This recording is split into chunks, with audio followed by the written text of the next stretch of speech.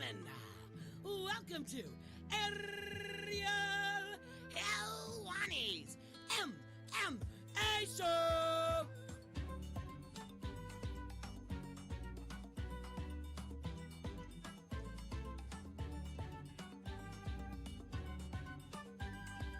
Back in your life on this Monday, June 29, 2020. Hello again, everyone. Welcome back to a brand new edition of DC and Helwani. I'm Helwani. That is DC. Daniel Cormier in the house. My man, how are you? I'm good, man. How about yourself?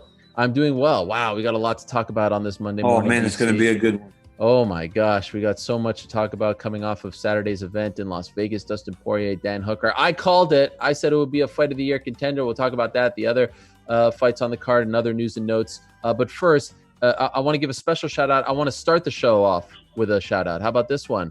Our man, Robert Pearson, who made our picture this week and for the past few months, got engaged yesterday. Mazel tov to him. How about that? Good job, Robert. Yes. Good job, man. Congratulations. Big time.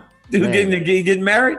Summer of Robert as well. I mean, Robert has completely blown up, right? He is now building the graphics for the greatest show on ESPN. And also he's getting married. I mean, hey, dude's he's kind of out punting his coverage here in a little bit. You know, there's a flip side to the coin. So be careful, Robert. Don't take it all in too much.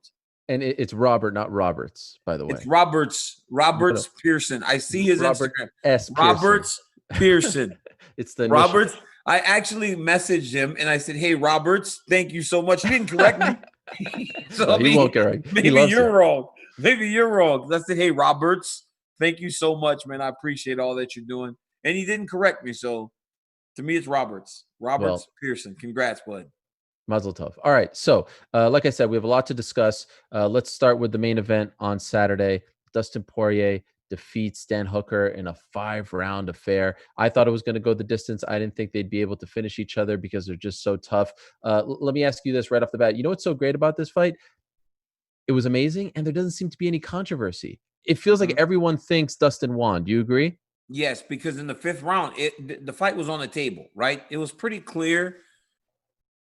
Rounds 3 and 4, Dustin won those rounds. Rounds 1 and 2 favored Dan Hooker. He controlled the pace. He was long. He was landing when he wanted. Into the 2nd round, I was very worried for Dustin Poirier because it looked like it was going in the wrong direction.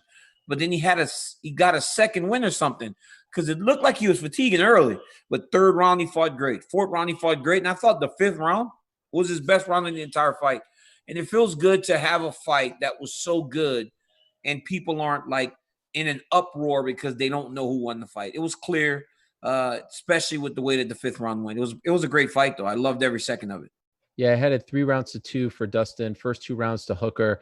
The end of the 2nd round where he landed 10 straight punches on Dustin. I don't know how he survived that. Bro, I was so scared because I was so scared. Oh, Dustin's one of my friends, right? Yes. So I'm not trying to hide that, but I was watching him, and there was a time in Dustin's career where he melted when those things would happen, right? When things started to go south, he never would respond as well as he does today. And I think now, man, the finished version of Dustin Poirier is as good as almost anybody in the world. I think he's clearly the 2nd best lightweight in the world. I'm going to say it. I think it's true.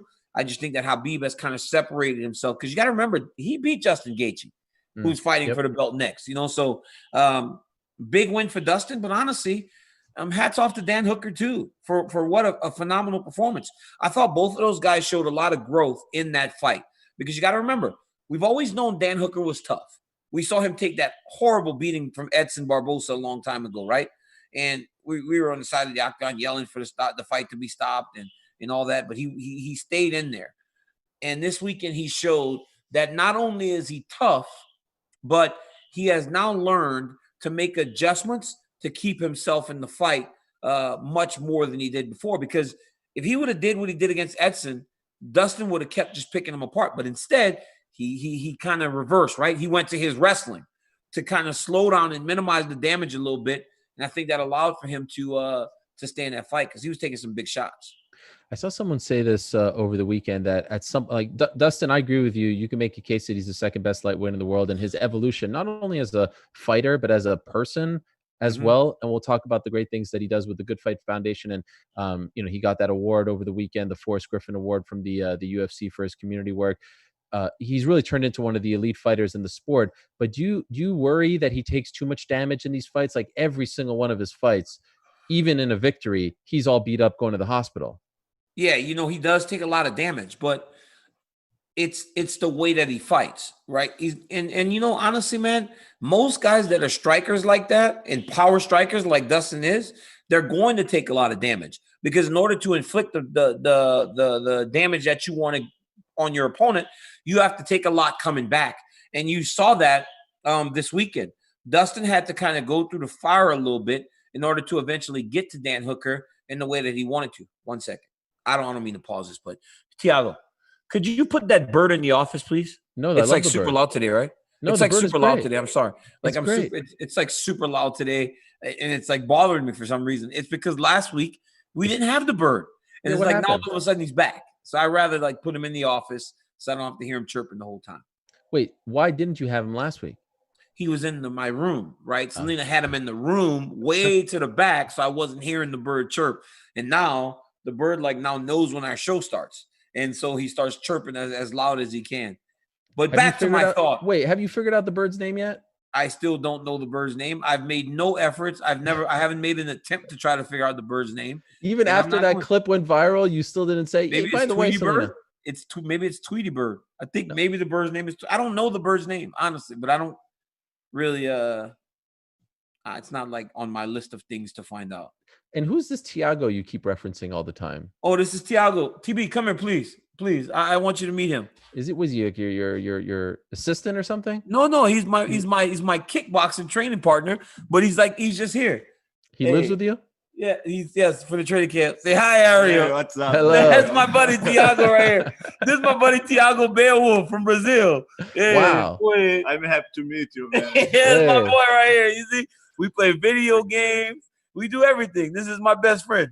So he just hangs out with you for the entire training camp? Entire training camp. 3 months, Thiago will be here. So Thiago passed through San Jose one time. We sparred a little bit. I was like, wow, I like this guy. So I asked my jiu-jitsu coach to hook me up with the kickboxer. Thiago came back for the Vulcan camp. There was a great picture of me cutting weight and Thiago standing there in his swim trunk underwears. Everybody's like, who's this dude? I'm like, he's from Brazil. That's what they wear whenever they go swimming, But Thiago's standing there. And then he ended up moving to America and working at a gym in New Jersey. Well, now, obviously, all the gyms are closed, so he gets to spend more time with me in training camp. Wow, and he lives with you? Lives with me, yeah, in my guest room. He's the best. Wow. How does your wife feel about this? She loves it. She doesn't mind Thiago. He's the nicest guy in the world. Seems he's like it. Abnormally big. He's huge, right? He's got big old hands, big old feet, kicks hard, wrestles hard. He does everything good fighting, but he's just the nicest guy. And everything's amazing. It's amazing, D. Everything is amazing, D. It's the best. He's a nice guy. I love him. By the way, I'm not wearing my glasses, but you mentioned the training. What's going on? What's going on there on the left eye? Oh, yeah, I got a little something right there. What is that?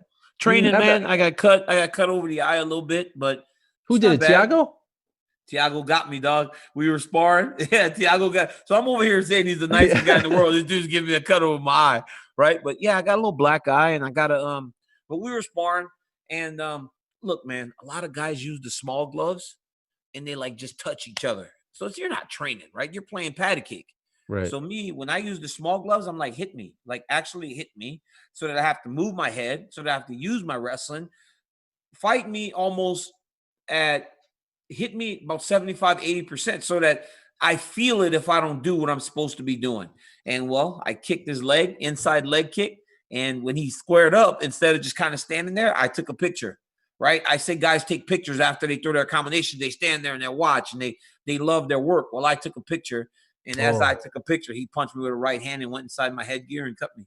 Dang. So you are wearing headgear always? Yeah, always wearing headgear. But that's the thing about the small gloves, right? It can go inside the headgear. So I got four or five stitches in my eye, but it's not a big deal.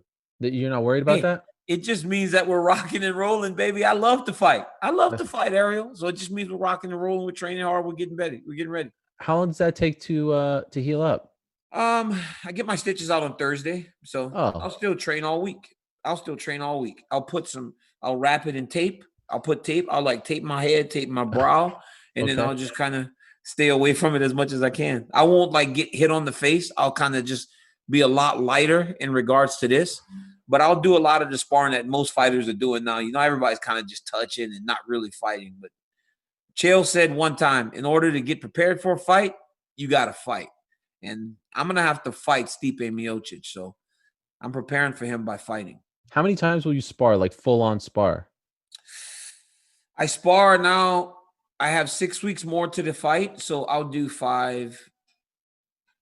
I'll do like 15 rounds every week. Wow. So 3 sets of 5? 3 sets of 5 every week. So 15 times 6. I still have now 60 rounds. 60 is 90. Maybe 90 rounds of sparring. I have 90 rounds of sparring still. And how like what you do, like Monday, Wednesday, Friday type of thing? Monday, Wednesday, Friday, 5 rounds, different partners. Every round? No, they come in every. Now listen, these guys are so good. They got to at least do 2, right? So that I can see that what I'm doing is starting to take a toll on them before they get to switch. Because if these guys are switching every 5 minutes, they're too good. They're all too talented, all too good to do that with. But I've got some good partners. I've got Thiago, Tony Johnson. And next week, Corey Anderson's actually coming out and spending the week out here to train. First time? First time, because he's tall. He's got great cardio, long. He's got good boxing. So, it's good. I'm excited about that. Will he live with you too? I don't know. I might put him – he might have a hotel. You know, I don't generally just like have anybody living in the house, but I probably would. Plus he probably like his own space. You know, I've got kids and everything, so – yeah, but we rolling, man. I'm getting it in.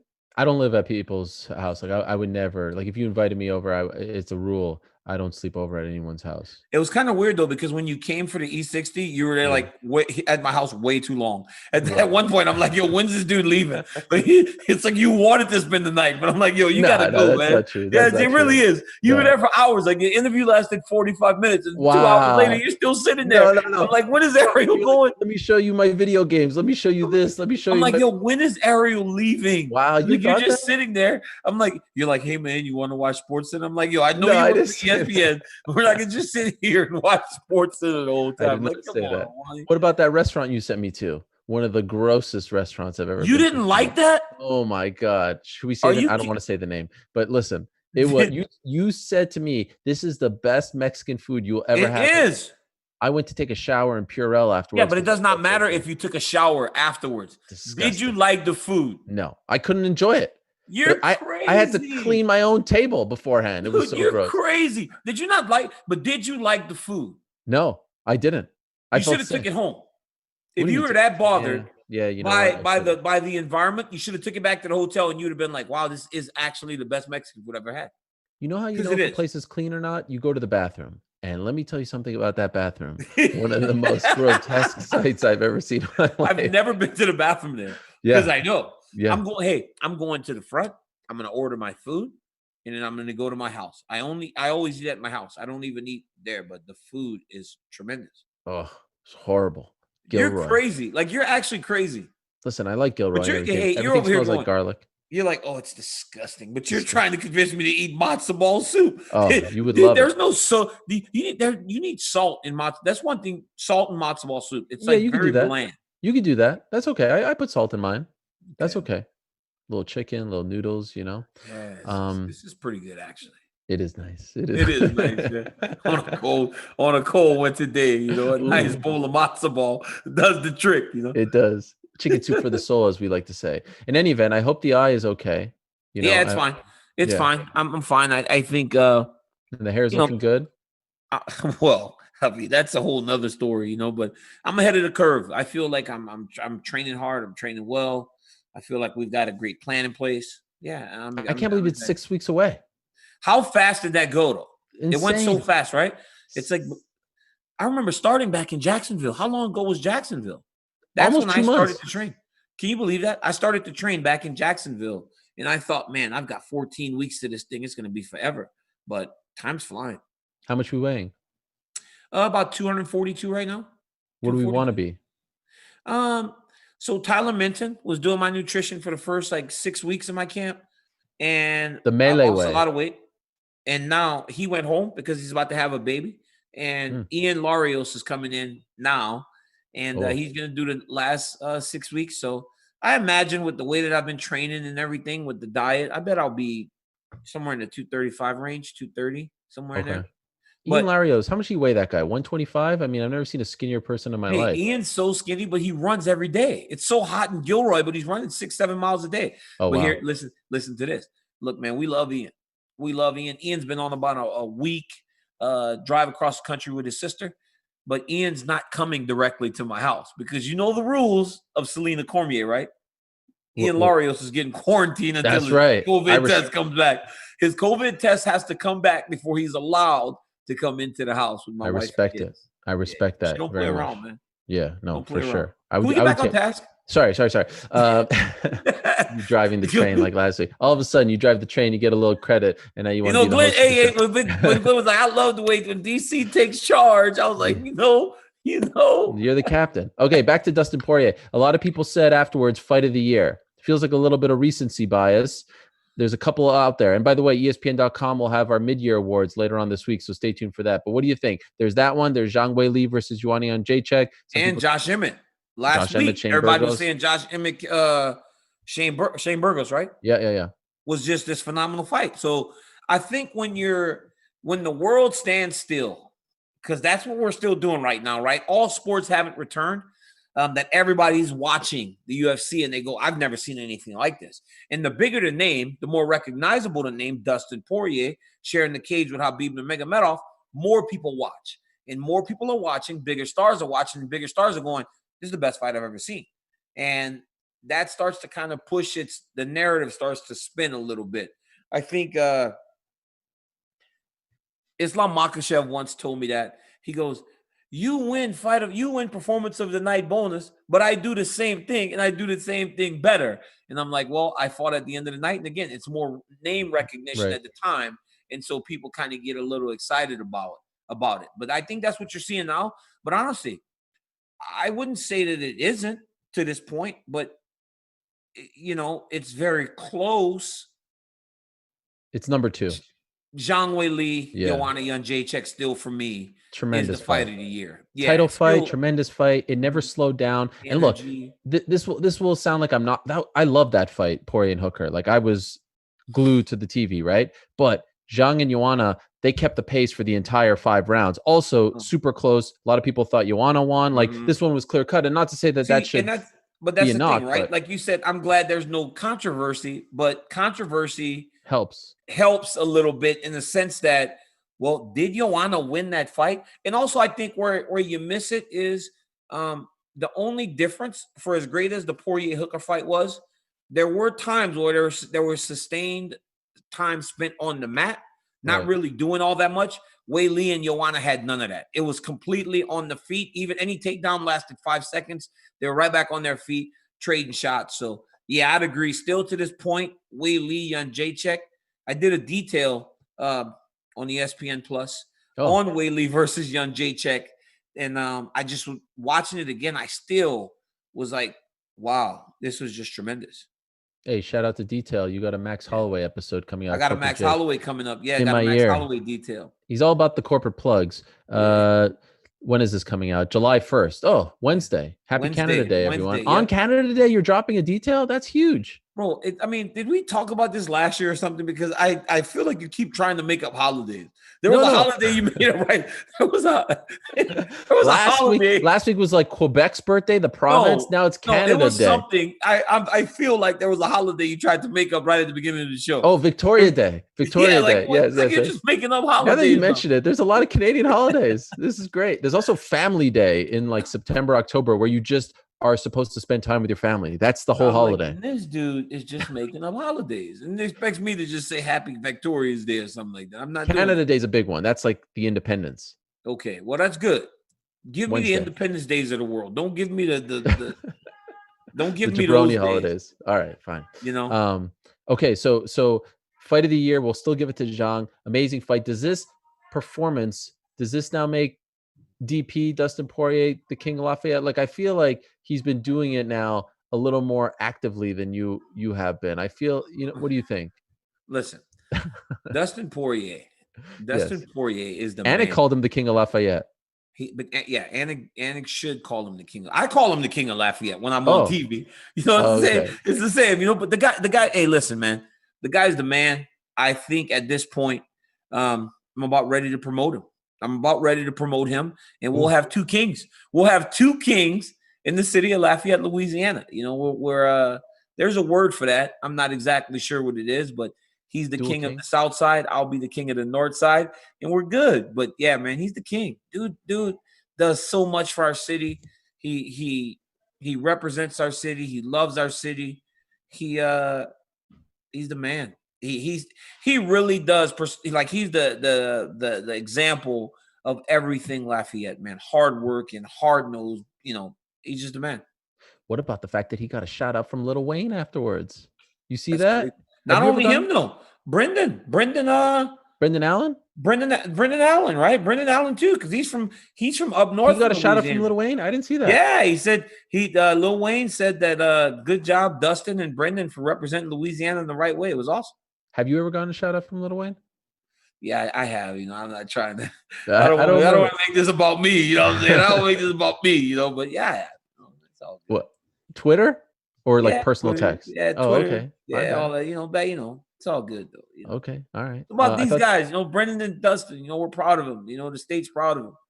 I'm like the Godfather. Like I just hey, great job, guys. I love what you're doing. The way you have represented the boot, represented our state. I love you guys for it. What was did Dan Hooker come out to Dustin Poirier's old song or something? It was crazy. What was that? It was crazy, right? Like not only did he come out to his old song, he came out to Kevin Gates, who is from Baton Rouge, Louisiana, who we all love.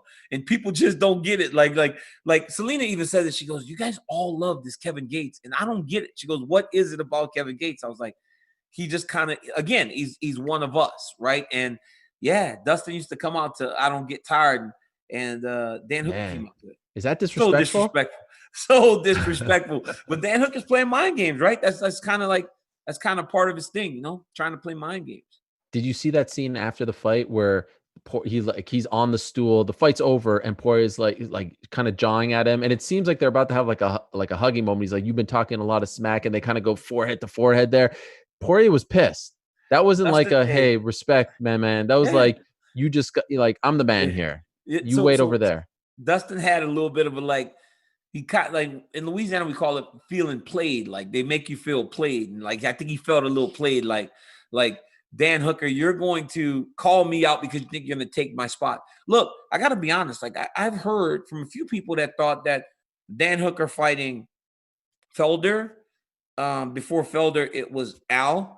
It was almost like he was getting, a lot of people felt that he was getting the ideal types of matchups for him because he was fighting strikers, and he's such a tremendous striker.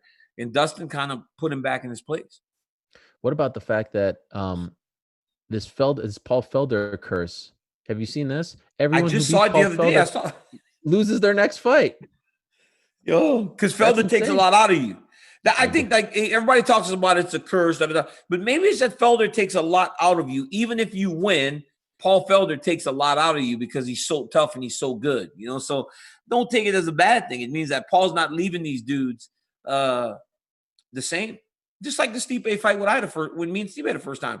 I think he left a lot of himself in that cage with Francis because he took a lot of big shots, right? So when I was able to hit him with the right shot, it put him out. You can't expect that this time because he's been another year of rest. Going into the second fight, a year of rest. So even when I hit him, it didn't have the same effect. I think we leave a lot of ourselves in our prior fight if the fights happen quick after the last one. People say the same about Yoel Romero too. When he fought, when Whitaker fought Israel Adesanya, he get beat up fighting Yoel. By the way, did you know Dustin? Did you guys grow up near each other? No. You're totally different? No. So okay. different times, right? Yeah. Different times. He's 31. But, yeah, he's like 10 years younger than me. Yeah. Okay. But he was from the same side of town, right? I think him and his wife went to Acadian Middle School, which is, there's two schools that feed in Northside High School, and it was NP Moss at the time and Acadian Middle School. I went to NP Moss. He went to Acadian, but we all went to the same area, same high school. They're great people, man. Him and Jolie. Jolie's like a really nice woman, and I'm just happy for them to be doing as good as they're doing, especially being from where we're from. If It's anyone hard, out, man. no, I know. Speaking of which, if you've never seen the documentary Fightville, have you ever seen it? Yeah, I've seen it. It's a tremendous look. I mean, they followed like 3 amateur guys, and one of them ends up being Dustin Poirier, yeah, in the very early days, and he's dating Jolie at the time. Yep. And you just get to see this young man, and he was now in love. knowing who he turned and out. Still today, he's still as in love with her as he was back then. Yeah, right? You great. watch it on Fightville, and you can just tell that he's just smitten with this girl. Right. And even today, as the star he is, you know, he still is so deeply in love with her. So after the fight, I said, Poirier-Ferguson, that's the fight that I want to see. And he tweeted me being like, yo, man, could you let me relax? And not, I wasn't saying like, I don't want the fight to happen tomorrow. I'm just saying at some point down the line, like, that's the fight that makes the most sense. Ferguson lost to Gaethje. He lost to Khabib. You could almost make that a number 1 contender fight, to be honest with you. And the other guy gets a second crack. Am I crazy here? Do you like something else? I like that Dustin told you to chill, because the Tony Ferguson fight is just another one of those fights. He's going to have to go through the fire again in order to beat Tony Ferguson, because Tony Ferguson is so good, right? So it's like we on one side of you talk out of both sides of your mouth. You know, you're the type of person you talk out of both sides of your mouth, man. You one of those people, because don't go like Mike Perry on me here. Mike Perry said the same thing. Yeah, because you said, aren't we a little worried about Dustin taking so much damage in the fight? But now you want to stick him into another one of those fights. You want to put him into another a top 20 guy? You want him to fight some bum? He's the man. Bro, I'm not saying that, but it's like you put him into a fight with Tony Ferguson, elbows cut, right? We can't forget that before the Gaethje fight, every guy Tony Ferguson had fought looked like they were in like they were all cut. Not Gaethje though. Exactly. Not Gaethje. But that's what I'm saying. Like all that, right?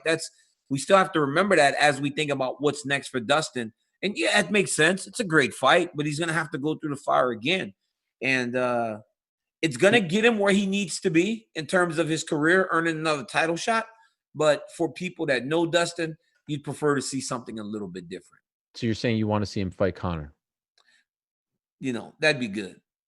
I'd like to watch him fight. You think it changes? You think the outcome I think it's a different fight today, right? Dustin's big. He's strong. I think when he was cut, you know, just as we saw with TJ Dillashaw down at 125, when you're cutting that massive amount of weight, sometimes your chin doesn't hold up. And I think that was one of those cases where Conor landed a beautiful shot, but Dustin at that point was starting to really he was wearing his time at 145 out. Because how many times did he fight at 145 after Conor? Can you look that up for me? Yeah. Because I don't think it was many. Because I think after that he realized it was time to go up to 155. Corporate Jake, look that up for us, all right? I mean, I'm doing a lot here, okay? I can't do everything. Like, come on, Jake. Fact check this guy. You don't want to do nothing. So you're saying he beats Conor? Like, just go out and say it. I'm not saying he beats Conor. I don't know. I'm just saying that. Why are you afraid to say it? Either you're on his side or you're not. I'm not even afraid of anything. I'm not afraid of, hey, listen.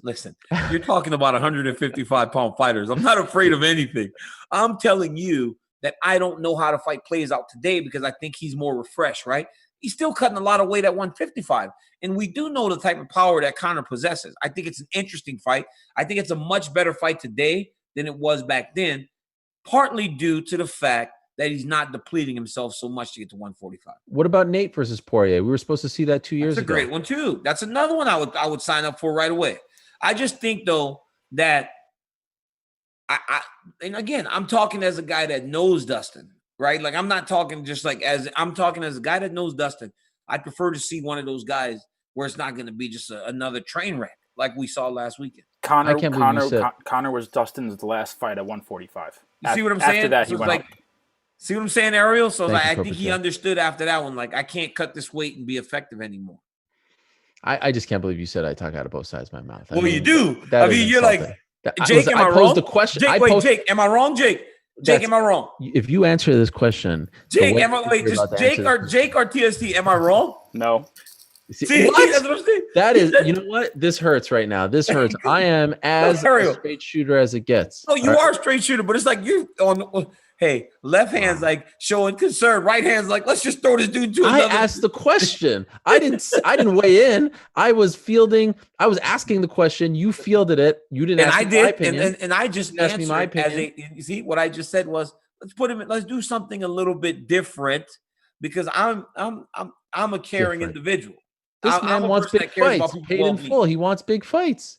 Yeah, paid in full. I love the paid in full. I love all that. I love Dustin's whole thing. I'm trying to put him in a big fight. I don't want to disrespect the man. If I would have come out and said Dustin Poirier should fight, number 16 ranked guy, everyone would be like, "How dare you disrespect him?" Blah blah. So you care about what everybody's saying now? No, I'm just. Wow, this dude's reading the comments. Are you reading the comments? I do sometimes. Unfortunately, I will admit sometimes.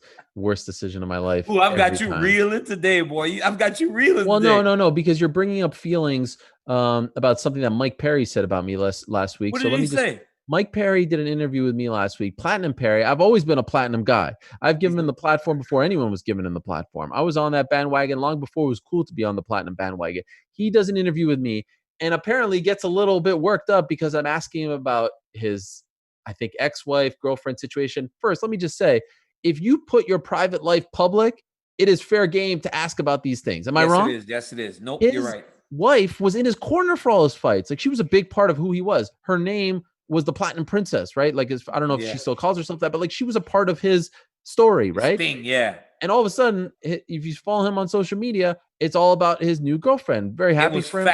It was fast, too. Fast, yes. Yeah. And now he says that he's going to have her in a corner, which is like somewhat different, right?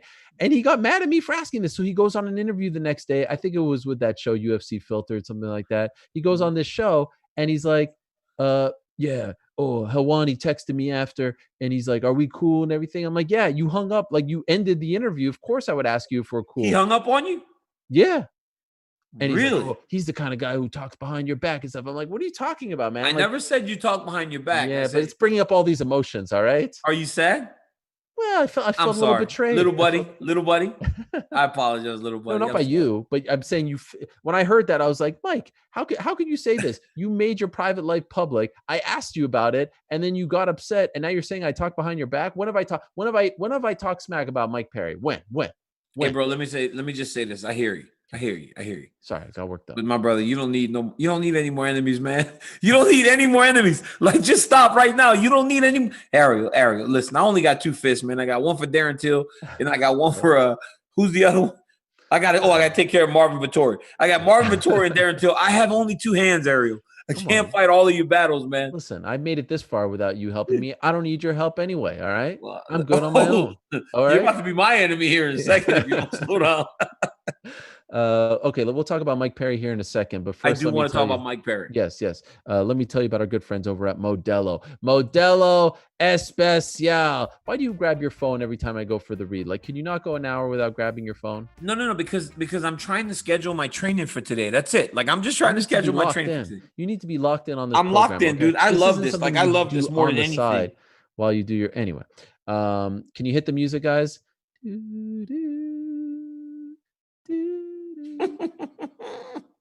Is this playing? Like, is it? No, it's not. Is the music playing? Is you guys just trying to play it? It's just me. I mean, I've been asking it for like 4 weeks. No one seems to have found it. Anyway, Modelo is brewed for those with a fighting spirit. Modelo is the official beer of UFC and also partners with UFC double champ Amanda Nunes. She's got the fighting spirit. You know who else has the fighting spirit? Dan Hooker and Dustin Poirier. Whether it's New Zealand or Lafayette, Louisiana, it doesn't matter where you come from. It matters what you're made of. Just like all great beers. And Modelo's a great beer, if you ask me, right, DC? It's a great beer, but I haven't had it in a while. I'm hurting, man. I need some Modelo. Yo. But only for fun and social. I don't drink it for anything else. I just like to have social fun. One Modelo. It's nice. Few extra points to build on here. Modelo has been the gold standard. Hey, stop. You did it again. I just joking. I just wanted to make sure you were paying attention. Modelo has been the gold standard since 1925. Modelo is a crisp Pilsner style lager that set the standard for authentic Mexican beer. Modelo uses premium hops to give the golden lager its crisp taste. So when you're watching the next big UFC fight, UFC 251, July 11th in Abu Dhabi, Yas Island, make sure you have a crisp Modelo Especial now within reach. Modelo Especial, brewed for those with a fighting spirit. Drink responsibly. Beer imported by Crown Imports, Chicago, Illinois. Now, back to Platinum Perry. He wins his fight against Mickey Gall. He has his girlfriend, Latori Gonzalez, in his corner. I have never been more excited for a round to end. And then they went to commercial on us at the end of the first round. Did you see that? But then we got it between the second and third. What did you make of that whole scene? I was one of the people, right? So I was one of the people when he was like, I'm only bringing my girlfriend. I was one of the people. I was like, man, this is not going to be good. This is going to be good. But then he looked great. Yeah. He looked great. I texted Dana in the middle of the fight. I go, Mike Perry looks great. It's like he looked physically great. He looked too strong for Mickey Gall. His grappling, I mean, it's supposed to be striker versus grappler going into this fight, right? But Mike Perry's completely dominating every exchange, even on the ground. I mean, I thought he looked phenomenal. But I was one of those people that was like, man, this dude's going out there with his girlfriend. And again, I was one of those guys that it came up on very fast, right? This whole new girlfriend thing. It came up on very fast because, as you said, it was a big part of his story, him and his wife. You know, they were always together, and it was just different. But I'm happy the guy's happy. You know, some people need he needs that. He seems like a guy that needs to be happy. It was so great. Like, I mean, he's such a character. I mean, you can't help but watch when he is fighting, right? It's the dancing on the way to the cage. It's dancing in the cage. It's the trash talk. It's his look. It's his girlfriend in the cage. And she's just like, you can tell she doesn't know what she's doing. And she's trying her best. She's trying to be more. You're doing great. You're doing great. And You're doing great. Like, hey, listen. I can be in the ring. You're doing great. Yeah. Somebody that Bob says that I'm slapping him. I'm like, Bob, give me some direction here. But she just said, you're doing great. And Mike seemed to love it. But the craziest thing to me was Mike's like giving all the instructions. He's like, just put water on my neck right here. Give me a little drink. It's like Mike's cornered himself. So Mike actually cornered himself. It was amazing. Now, is it possible that Mike Perry's a genius because he got 2 cornermen for this fight? He had Bisping and Dominic Cruz there talking to him throughout the entire fight. This was the one time to try this out, right? This is the one time that you go cornerless because you got the announcers there. I mean, Poirier was talking to Bisping in the middle of the fight as well. He was listening things that he said. I actually think Perry's not getting enough credit for this. I also think that Mike Perry understood that this was the fight to do that. There wasn't really much danger in him getting knocked out. In watching the grappling, right? He understood that Mickey Gall just wasn't experienced enough and he didn't provide enough threat, right? So Mike figured he would do his thing. I think people forget, man, some of the wins that Mike Perry has on his resume. The bettors didn't. The odds makers didn't. He was a massive favorite going into the fight.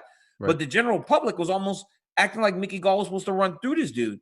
And Mike Perry just showed him that, hey, listen, you guys can get excited about these young prospects, but he's nothing to play with. So he wins the fight.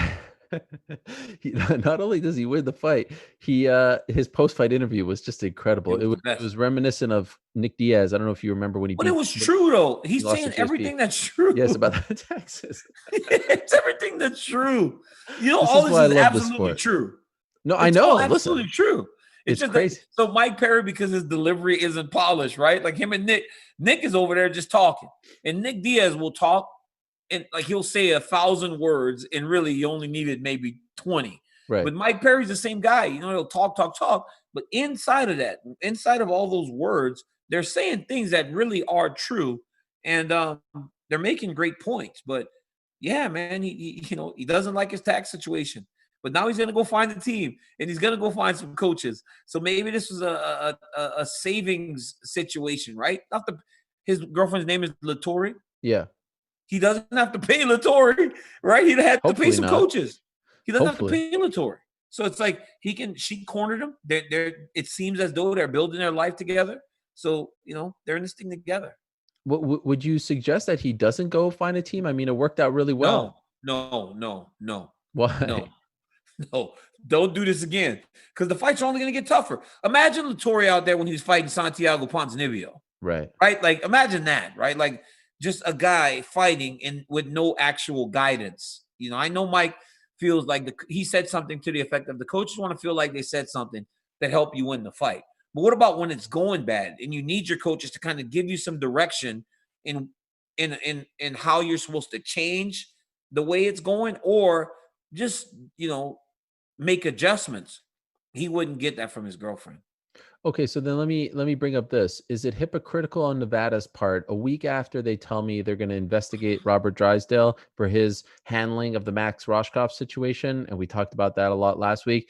Is it hypocritical to now allow someone who has no experience as a coach corner, no MMA experience, be the lone corner person for a fight? Like, how could you be against how Robert, or at least look into how Robert handled that situation, and just license any person? Shouldn't there be some sort of, and I'm asking you, you're the expert, you've been there, you've had to choose corner, like, shouldn't there be some kind of, I don't know, vetting process, some sort of process in place where people who actually have experience are put in these 3 slots?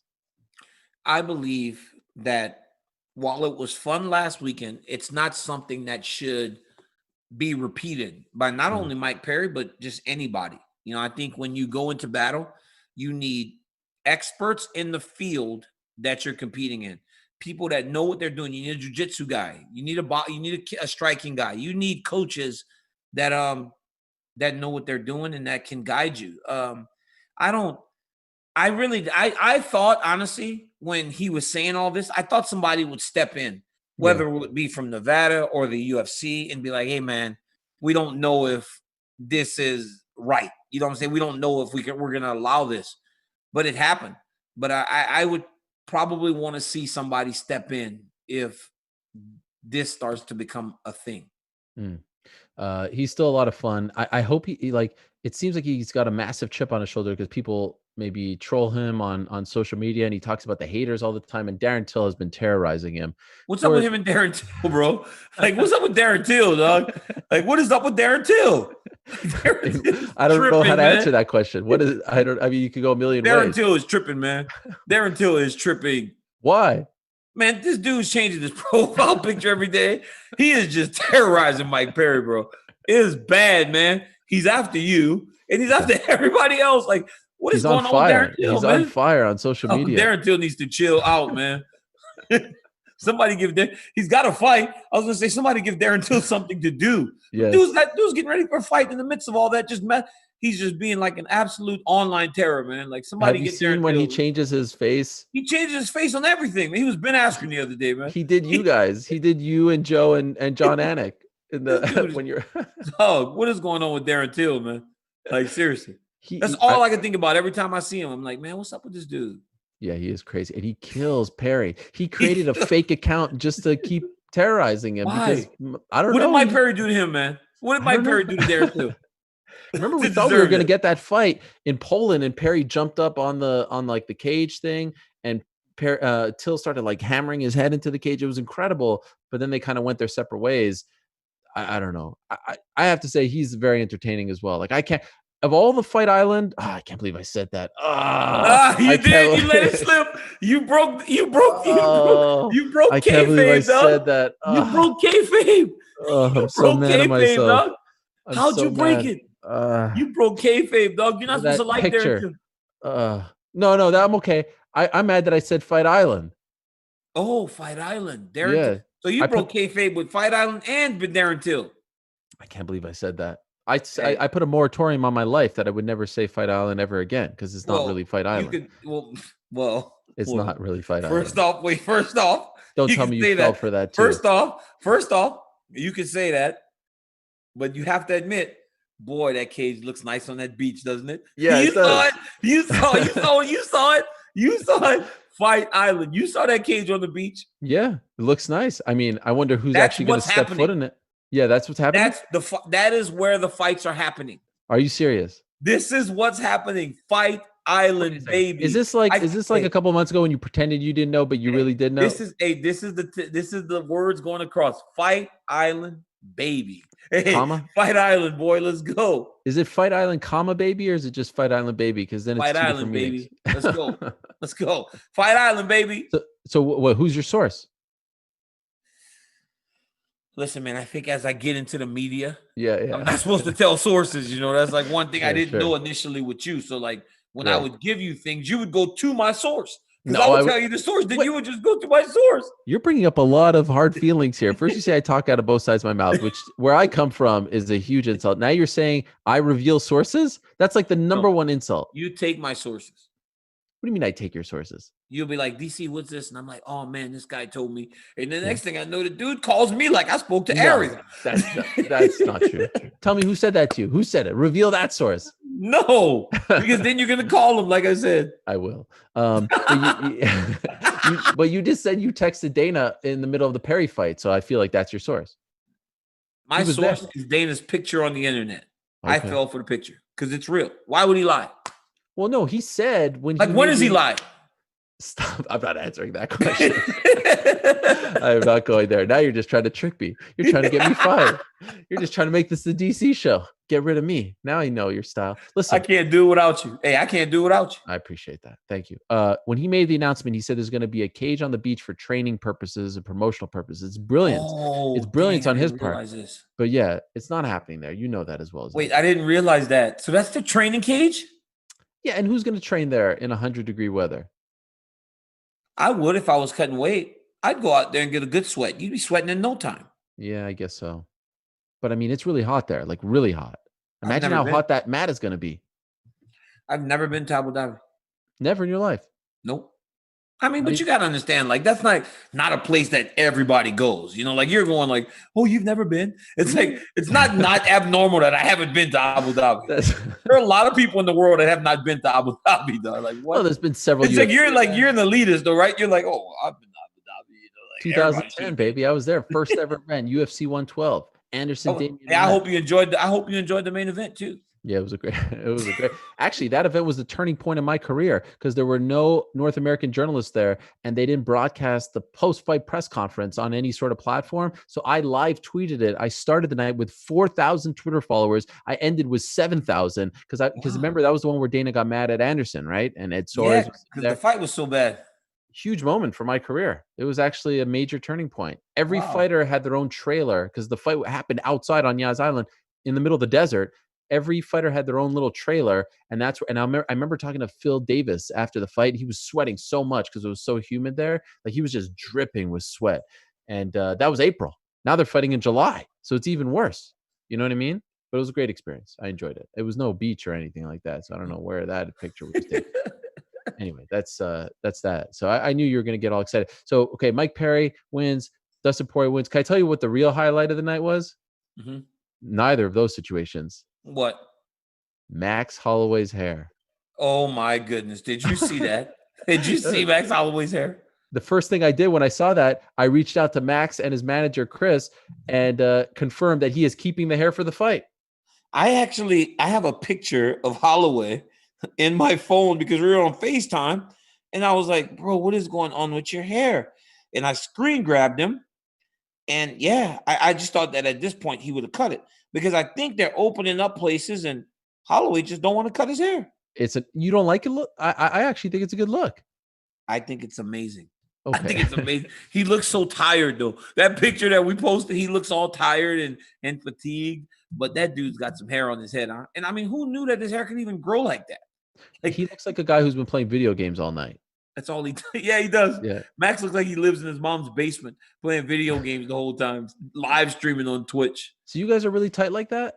Yeah, he's my boy, man. Max Holloway's my boy. We talk a lot. You talk on the phone, FaceTime and stuff. Yeah, we FaceTime, we talk, check in, bring him out. We had plans to go to Disneyland with at the end of December with our families, but I ended up having something to where it couldn't go. But him and his family went.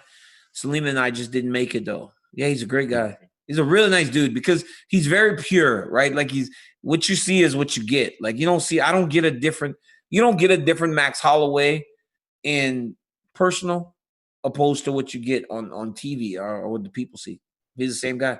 You know what's amazing about that? I'll be honest. I've been trying to talk to Max for a long time. Like he hasn't done any interviews since that fight in December, right? He hasn't done anything. And if you look at his social media, he's not really talking about the fight all that much. Of course, the Volkanovski fight on July 11th. And they do this countdown thing, 2-minute thing, and everyone explodes because of his hair. And then I'm like, you know what? Like, and I was saying this to his manager, like, he doesn't really have to do interviews. He just got more attention for that fight than any interview would ever bring him just for his crazy hair. Well, even just like Max Holloway, man, he people are drawn to him. When we did that poll for detail, and I asked who you want, Holloway, Cejudo, and a couple other people, it was 70% of 25,000 votes for Max Holloway in like 2 hours. So it was a landslide. He does connect with people, and now he's got this new haircut. It's awesome. It doesn't feel like his stock has dropped since losing the belt. Some people can be like that, right? Like you lose the belt and you think your world's about to turn upside down, but it doesn't. It doesn't really change all that much because of who you are and who you were to the division. I think Max is one of those guys. But if you're Max Holloway or Team Max Holloway, I know Alexander Volkanovski saying just beating Max Holloway is not enough this time. And Alexander Volkanovski is as good as they come. He's a champion for a reason. And he wins in the way that he does for a reason. But if you're Max Holloway and people that support Max Holloway, you got to feel good after rounds 4 and 5, Max won. And I think they showed the scorecards of the last fight. And I think it was 48-47 quite a bit because Max won 4 and 5. So you got to feel good about his chances going into this rematch if you're Team Holloway. You weren't on the broadcast, but I did catch you slipping on Saturday.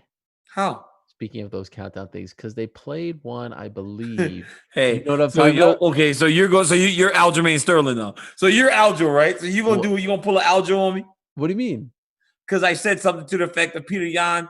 Petr Yan has dominated every fight he's ever been in. So he gets hit one time. No. It was the same clip, but you didn't notice how they slipped up? No, I didn't see it. He got dropped. Nope. You said tonight. I said tonight? You said tonight because when you do those, they tell you to say tonight, right? But that's not on me. I know they kept it in, but it was weird. I was watching. Yes. Why would you bring that up? Why would you? You're terrible. You're gonna cost somebody their job. No, they've done it before. They've done it before. I just thought it was funny because you're gonna cost somebody their job, man. You're terrible. Why no? I mean, listen. So Aljamain got on because I said Petr Yan has dominated every fight every second of every fight he's been in. And then somebody goes back and gets a clip from 2018 where he gets knocked down for like 1 second. It's like a flash. He dominated the entire fight. He still dominated the entire fight. Where'd he come after you on social media? Yeah, Aljo did. The champ came after me. Aljo came after crown champ. I said, Aljo. I said, that's how you doing me now? He was like, nah, you did it for you. You did it to yourself, dog. Like saying tonight. Yep, I did. Well, I might have. It's a different take, maybe July 11th tonight. Yeah, maybe it was a different take, Yeah, should have been used. Sure. John Vellante with the dad bod. I fell asleep. I actually fell asleep in the fight. Like I was tired, man. I fell asleep in the fight, and then poor John Vellante, man. Everyone making fun of his body. That's not funny, man. Let him fight, man. I know. Was doing good. He was doing good. He was this. He was actually doing good. I felt so bad when he lost too. He was this close to finishing. Bro, can I say something? Yeah. Can I say something? He gets caught in that triangle thing from the bottom, right? Bro, Ali Abdelaziz does this to everybody. He does this to everybody, bro. That this move? bottom, I don't know what it is. It's like an arm triangle from the bottom, right? And you don't feel like you're in trouble. And then all of a sudden you're like, wow, this is actually getting kind of tight. So he went on Twitter and said, if you've been tapped by this, say something.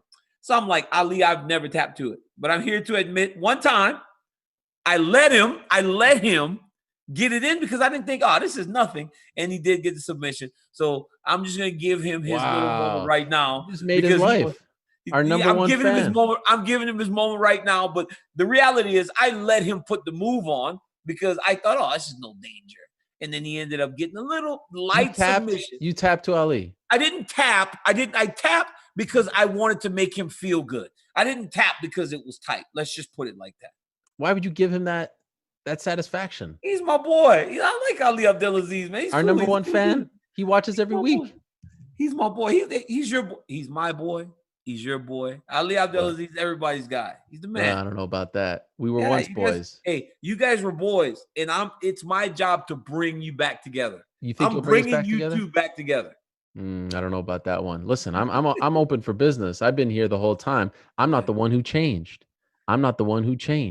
All All right, I'm not the one who changed. You're a trip, bro. You just like it's like I can't even save you from yourself, man. I'm the same it's like, old no matter guy what right I do, here. I can't save you from yourself, man. I'm the same old guy. I haven't changed. I'm as loyal as it gets, right? Loyalty, right? Loyalty. Number one word in my life. Number one. Number one word in my life. So you better be careful with that loyalty because I be watching you hobnobbing with everybody else in Sports Center. You hobnob on First Take. You hobnob with Chael. I'm watching you hobnob everywhere. You better loyalty is the number one in my. You know who I want to hobnob with? Who?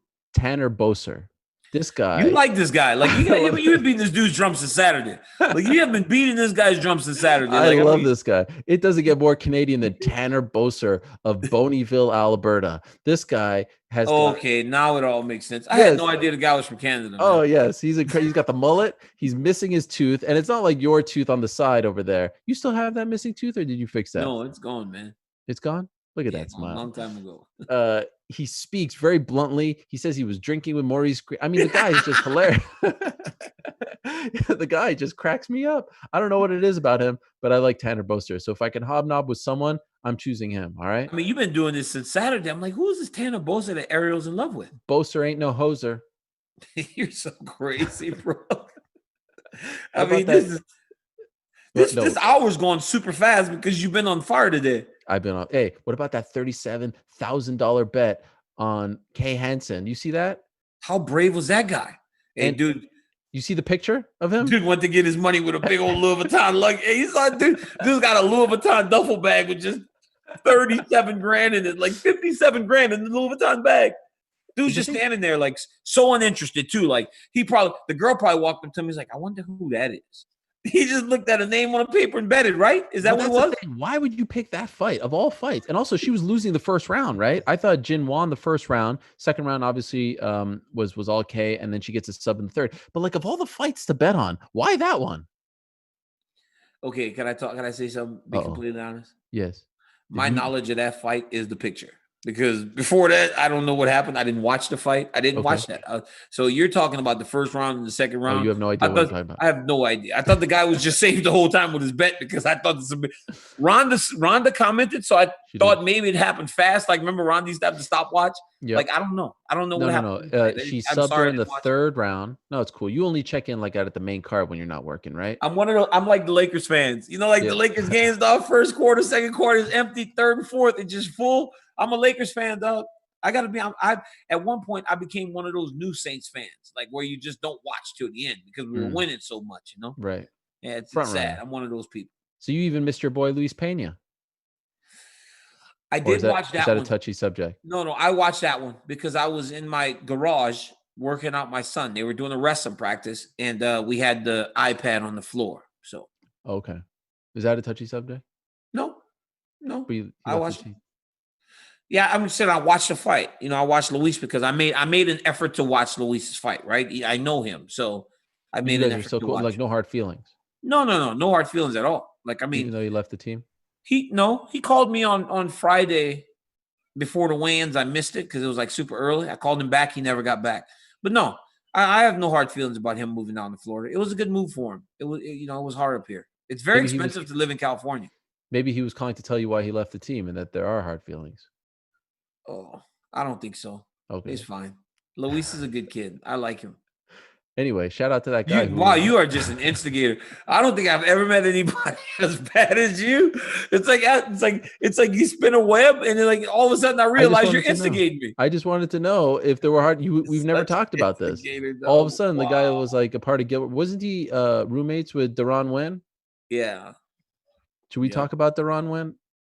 Because I found out. No, should I not go there? Oh, so you're gonna try to say that I got a ghostwriter? No. You got the wrong guy. I was just talking about something else. What are you talking about? You're gonna try to tell me that Deron Wynn is my ghostwriter for my jokes, right? That's what you're gonna say? I would never say that. That's exactly what you were gonna say. That's exactly what you were gonna say, though. No, what do you mean ghostwriter? Nothing, man. I'm not saying anything about it. I know what you're trying to do right now. You're horrible. Deron Wynn said, he's trying. Listen, when someone tries to take credit for something, I like to go to the source and know what's what. So what did Deron Wynn tell you? He said that he writes all your jokes. He said the reason you got as far as you got in your broadcasting career is because you feed him lines all the time throughout the show. That is nonsense.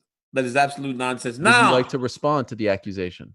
There are times where we'll be sitting together and talking, and if one of my friends says something funny, I'll write it in my notepad on my phone and store it in my back pocket in case it's ever needed, you know.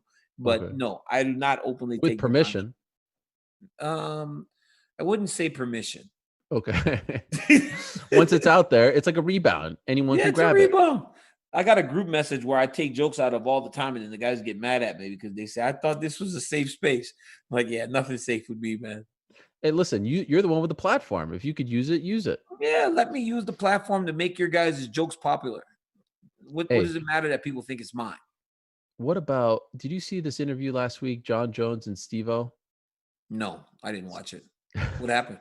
I love how your mood changes drastically every time. I just kind of I saw Steve-O about to get his ear hit with a hammer, and I just tuned out. Disgusting. I just tuned out. Did you see the aftermath of that? No, I didn't see it. I didn't see what happened. I was like, they're going to hit his ear with a... Did. And his ear was all bloody. It's disgusting. It bled? Yes, he wants to get cauliflower ear, but he's going about it like he had Chuck Liddell hit him with a golf club. It's horrible, right? Why would you do that? Because the guy's like 46. It's because he doesn't want to work for that cauliflower ear. Hey, the cauliflower ear is a trophy for us. Right. It's years and years spent on the mat, putting in the hard work. But man, I can't believe that. I didn't watch it though. I didn't watch the. So anyway, he did this interview with Jon, and Jon said he's willing to sit out 2 to 3 years if he has to. He's not bending.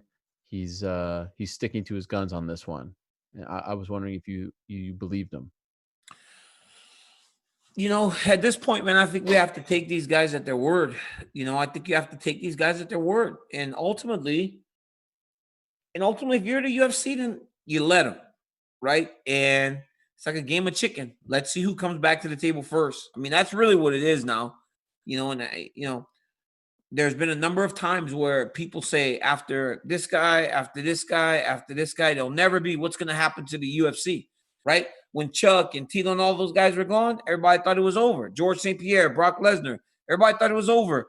Then here comes Conor McGregor. There's always somebody else that's going to connect with the fans. So if you're the UFC, play chicken. Let them play chicken. If you want to sit out, go ahead and sit out. We'll see who comes to the table first. But the reality is I do believe Jones. And I believe that Jones is in a much better situation to do that than most people. So I think you got to take these guys at their word now. You know what's the key thing in the UFC's favor here? They don't need him right now. They've got all their shows booked until September. Then come September, you got Khabib coming back. Then you've got Israel and Paulo. Like, there's a good chance they don't need him till November or so. And then who knows? Connor's hopefully going to come back at some point. And by November, you're starting to go again. Same guys, yeah. You're starting to go again, right? Like, so it's like they haven't had a single conversation, by the way, is what I'm told. Here's the deal. Here's the deal. I know it's sad. I know it seems as though it's me being bitter, but they've had to learn to do it without him before. So it's like they lived between 2015 and 16. They lived again between 17 and 8. It all was fine when he wasn't there before. So, I mean, I think maybe those indiscretions and those times where Jones got into trouble showed the UFC that if he's not around, they're going to be okay, you know? So here's the thing, you know, I'm okay with what Jones is doing and saying, like, he has his own life. And, you know, I think that maybe he's coming near the end of his career, and he's talked about this as well. And some of his last couple of fights haven't been very one-sided like they were in the past. So I think he realizes now is the time to put all the chips in, go for the big fights, etc. But there's a difference between what he does now and, say, a big name player who holds out before training camp, because at some point there's like a clock there, right? Like, you need to come by the start of the season. At this point, the UFC can let this drag on for as long as they want. There's no clock, right? Yeah. And that's working against them. The one thing that kind of rubs me the wrong way is when he talks about, like, hey, if I have to do this to help out my fellow fighter along the way, then so be it. You know, you're not really helping anyone out, to be honest. Like, this is not changing anything for any other fighter. This is your personal contract negotiation with the fighter. You're not galvanizing, you're not doing anything but doing your own thing, and that's fine.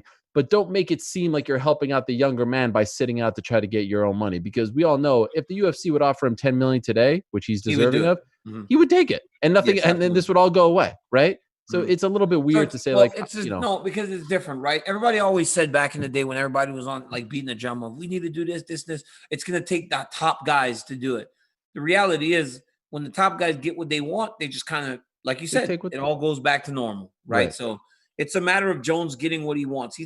It's not necessarily him just being like, it's like the greater good is to change the way pay structure is. No, but if he does get what he wants, maybe it shows that if you're someone who has 12, 13 title defenses and is considered the greatest fighter of all time, if you sit out, if you get to that level, that super elite level, and you sit out, maybe they'll give you what you want. But how many guys have gotten to that a level that he is to where you can take that stance, But like you said, they'll just sit and wait. And eventually they'll take the belt and put it on somebody else. And if they have to, but I don't think they want to. No, they don't want to. Them yet. If you go to UFC.com right now, he's still listed as the champion. No, they don't want to, right? They don't want to. But eventually, if he sits all this time, they'll have to. And look, man, I think the reason the UFC was able to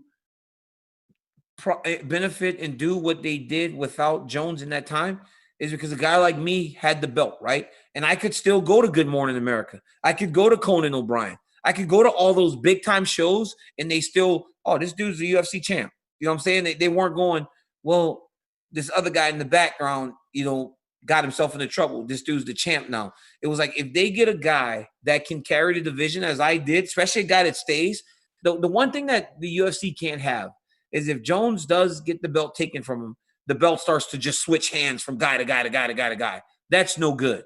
But because once I got the belt, I just kept the belt the whole time. And the belt was either on me or the belt was on Jones.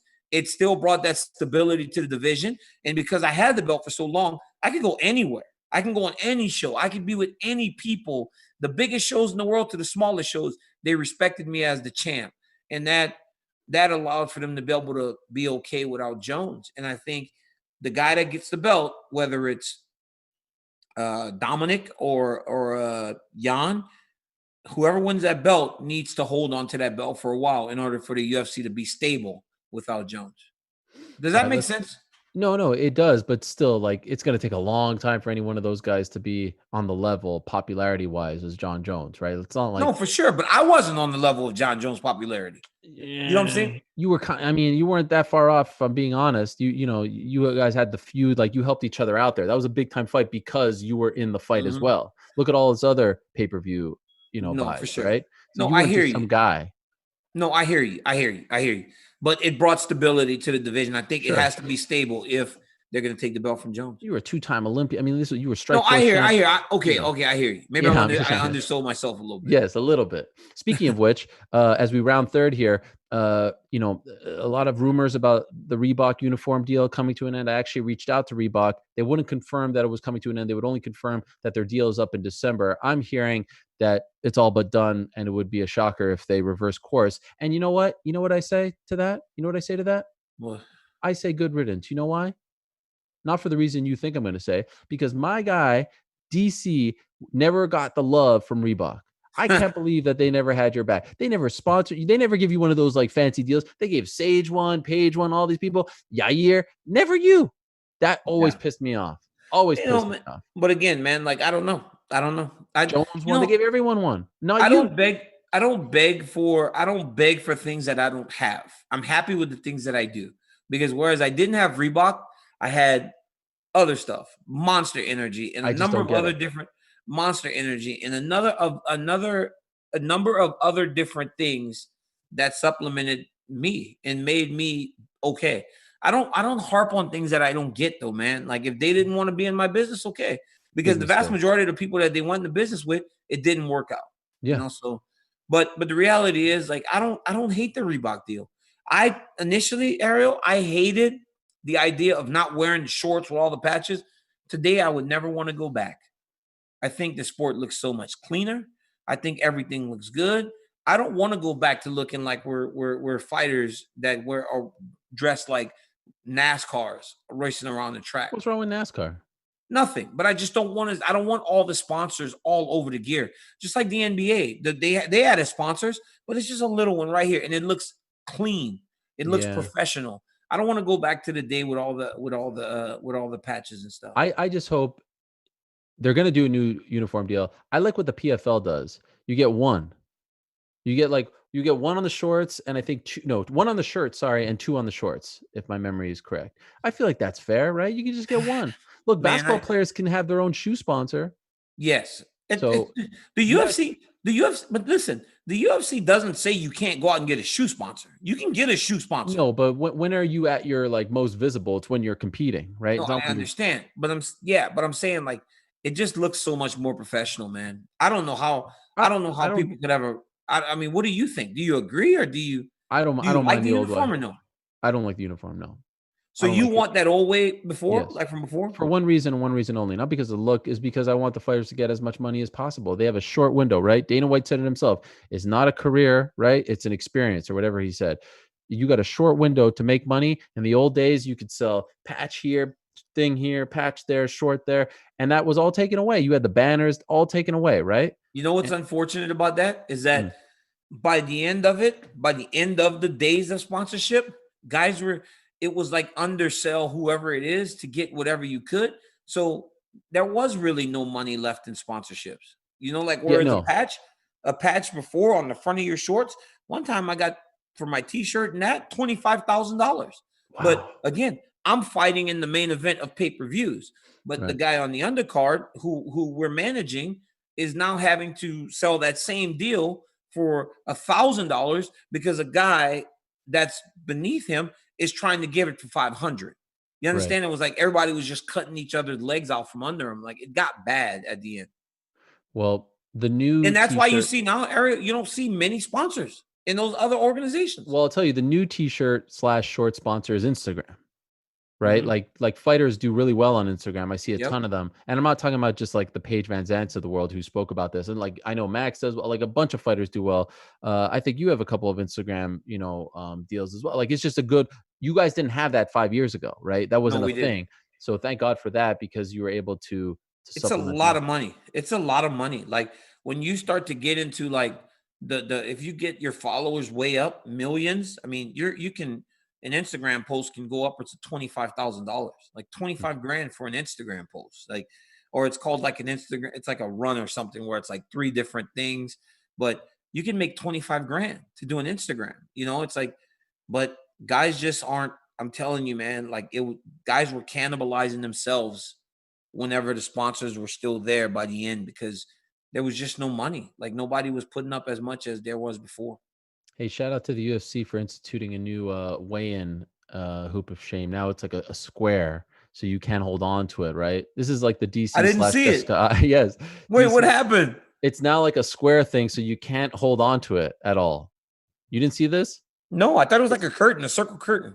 Yeah, but no, they changed it. It's now like a square, and it doesn't like drape as much. I don't know. This seems to be a modification from a couple of weeks ago when Jessica I was accused of holding on to it when she came back.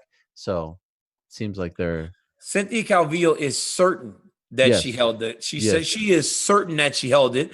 And she said part of the reason she's so certain is because Jessica was so happy to only be 0.3 over. She was like, she wasn't, and that she's certain that she held the towel. Or that thing, whatever it is. Yeah, it was the hoop of shame, then now it's the square of shame, I guess. Shout out to Josh Emmett. The guy tore every single ligament in his knee and fought for 14 and a half minutes like that and won the fight. That was revealed last week. Of course, they fought 2 weeks ago, the fight against Shane Burgos. That's insane. I don't know how you guys do that. I don't know. How do you do that? Have you ever injured yourself like that in the middle of a fight? I broke my hand in the first round against Josh Barnett and fought 25 minutes. But, bro, to tear all your knee up. Is that the one, the Chubbs hand? That boy, Roberts Pearson, he knocked it out of the park this week with that one. I with the Chubbs. I wish you would have sent it to me so I could have posted it. I did send it to you. Did you? I thought I did. Maybe I was afraid of what you were going to say, because last time I sent you the white night one and you got mad about it. So maybe I'm not going to send them to you anymore. Shoot. Well, I'll send it to you. Maybe you want to promote the show after the fact. Anyway, that was great. Hey, shout out to Cam Newton signing with the Patriots. Boy, that hurts me. Yeah. I thought they were dead in the water, man. I thought they were dead in the water with that quarterback they were going to have to play with. What's his name? Jarrett Stidham. Jarrett Stidham. I was like, oh my goodness, Jarrett Stidham's going to be their quarterback. I was so happy. No one was more excited than me as a Bills fan. I thought this was our year. And now here comes Cam Newton to save the day. Come on. Not just Cam Newton. Cam Newton with like a massive chip on his shoulder, going to prove everyone wrong. He's going to be amazing because he's mad. He's mad. So all of a sudden, now we got to see Cam Newton from the MVP season. Yeah. Stupid, man. Like, why would he guess what? The entire Bills coaching staff is from Carolina. They know how to shut him down. Yeah. No problem. That is as wishful thinking that I've ever seen in a long time. You guys are just stuck behind the Patriots again. Shout out to Tony Ferguson. I don't know if you saw this, but someone reached out to me from Make-A-Wish. A young man wanted to talk to Tony. They can't travel these days because of the pandemic. Just wanted to talk to him on FaceTime. Tony Ferguson put this young man through a 60-plus minute workout virtually via FaceTime. The kid was over the moon. What a good guy, that El Kukui, right? Tony Ferguson is the man. I mean, the Make-A-Wish Foundation is a tremendous organization, and they're struggling right now to try to keep these kids engaged in something for them to look forward to. So the UFC is trying to help with making these wishes come true when the world opens up again. And I'm actually doing one myself too. So. Oh, really? We'll see. Yeah. I'm gonna have a kid come out to the fights with me and just kind of experience the whole commentator thing whenever it's allowed. Oh, okay. I thought your fight. So someone chose you. Someone chose you. Yeah. Wow, what an honor that must be, right? Yeah, it's awesome. It's an honor. It's something you never could have imagined, And I think for myself and guys like Tony Ferguson, we're wrestlers. We don't get those opportunities, so it's special. You have any shout outs of your own, or? There was one I wanted. Like, there was one at the beginning of the show that I wanted to say. I wanted to mention something at the end of the show, but now I can't remember. So Dustin Poirier, Lil Wayne, Brendan Allen. Dustin Poirier, Lil Wayne, all of Louisiana. The greatest state in the United States. But I can't remember. I don't have a shout out. All right, way to finish strong. I really don't have a shout out. I had one. I had a good one too, but it's gone. Okay. All right. I think we're out of time. We'll shout out Modelo as well for being always. Yeah. Have their back because they have ours. Yes, that's right. Have their back. Is that what it is? Have their back. Support them because they support us. Yes. Because they support us. That's right. That's right. Bad. Yes. Support them because they support us.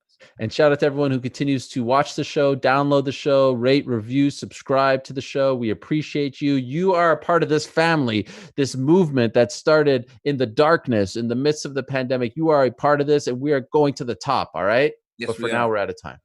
So, by the way, happy Independence Day to everyone in Canada and the U.S., right? July 4th coming up on Saturday. Coming up. I mean, it's going to be a good day. It's going to be a good day. What are you going to do? Congratulations to you guys, too. Barbecue. Just nice barbecue, real classic American 4th of July barbecue, some fireworks, How are you going to do fireworks? In your backyard? Well, first off, Gilroy, in our county, Santa Clara County, Gilroy, we're the only place that can sell fireworks. So if you're in the area, stop at the Home Depot. That's where the Gilroy wrestling team's selling fireworks. That's our biggest fundraiser. Oh. And we throw some firecrackers in the fireworks in the driveway, and we just get it going. Isn't that dangerous, though? It's all safe, though. It's all safe. It's not the ones that go skyrocketing into the air, right? It's the ones that kind of just go really low. My kids love it. My team does phenomenal from it. Like, we want to travel the country. Man, last year we made $45,000 in fireworks. So we supported our entire season with that fireworks fundraiser. $45,000 in fireworks alone? Yeah. Just from July 4th, or you July 1st to the 5th. We get 4 days. $45,000? Yeah. Damn. Yeah, we did good. I also do a thing, right, where if you buy $1,000 in fireworks, I'll deliver them personally to your house. No way. Are you serious? Yeah, I do it. Around delivering them? Yeah, because I want to help my team, man. I want to help my team. How many do you end up delivering? Last year, I think I did like 7. It was like 7. Will you do that this year again? I don't know with the fight. I can't really guarantee I'm going to go driving around dropping people's fireworks off, but maybe we'll do something. Maybe one day and one day only. Oh my gosh! But I'm just trying to help my team. Hey, I'm just trying to help my team. I respect it. I was there. I'm just a coach. I'm just a coach of one of the greatest teams in the country. That's it. You're just a coach from Gilroy. Yep. All right. Anyhow, have a great week, DC. Stay out of trouble there with those punches to the face. Don't get any more cuts. Thanks to everyone for listening. Thanks to TST. Thanks to Corporate Jake. Peace. We're out of here.